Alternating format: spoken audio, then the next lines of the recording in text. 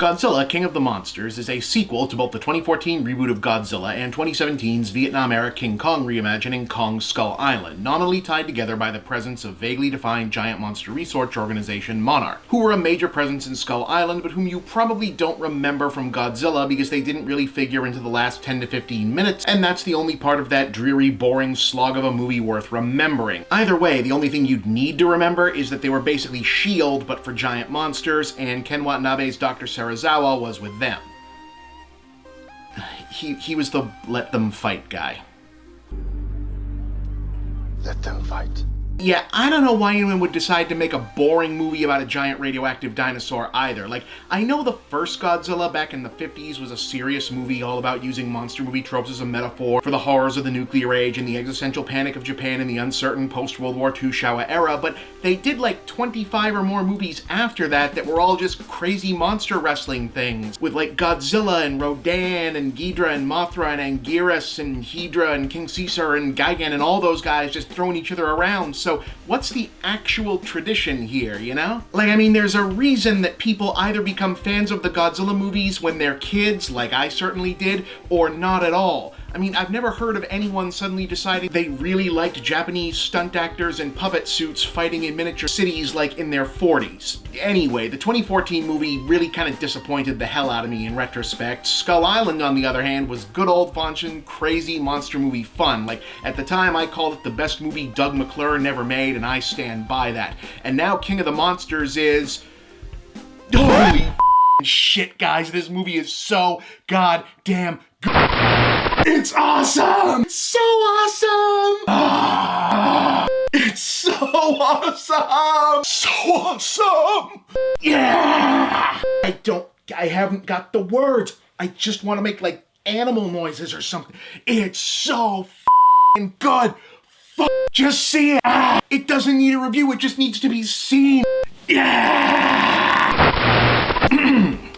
So, in a story set a few years after the events of the 2014 reboot, Godzilla himself has been joined by a handful of other giant-scale prehistoric monsters, the majority of whom are hibernating in secret underground locations being monitored by Monarch. As the film opens, the world's governments are very much of the opinion that they should just blow up all of the giant monsters while they can, because just a couple of them are already pretty damn destructive enough. Monarch, however, is operating under the theory that the creatures, including Godzilla himself, are not simply monsters, but titans, as in the Titans, the original prehistoric gods worshipped by the ancestral proto-civilization all of humanity from the beginning of time itself may have descended from. Therefore, while some of them might be evil, others might be good and able to help with that, so we might not want to just kill them all. This debate is then complicated by the arrival of a third faction of militant eco-terrorists who believe that the return of the Titans is actually Earth's version of a white blood cell rush being used to get rid of a bad case of humanity infection, and they plan to speed things up by kidnapping Vera Farmiga's Monarch-aligned scientist and forcing her to use her one-of-a-kind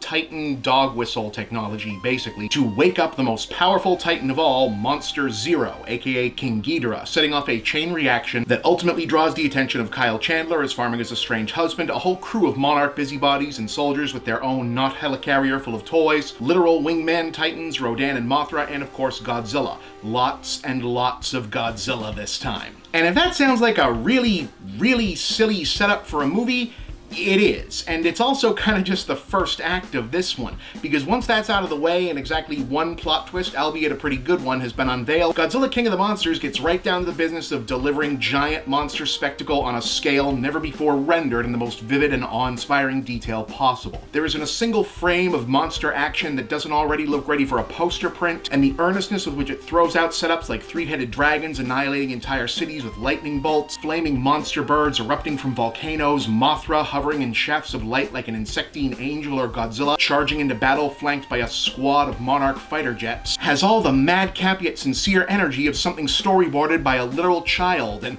honestly, that's as it should be. I mean, this is the big budget Godzilla movie I used to dream about getting as a kid, and I never thought I actually would. And I almost can't be objective about it. Like, it feels wrong to review this movie with words as an adult. It's too pure for that. This is the kind of movie that can only be properly reviewed by an overstimulated kid smashing dinosaur toys together. And failing the presence of that... It's like Godzilla's all like, and King Ghidorah's all like, and they're like, and they team up with Rodan like, and then Mothra come in like,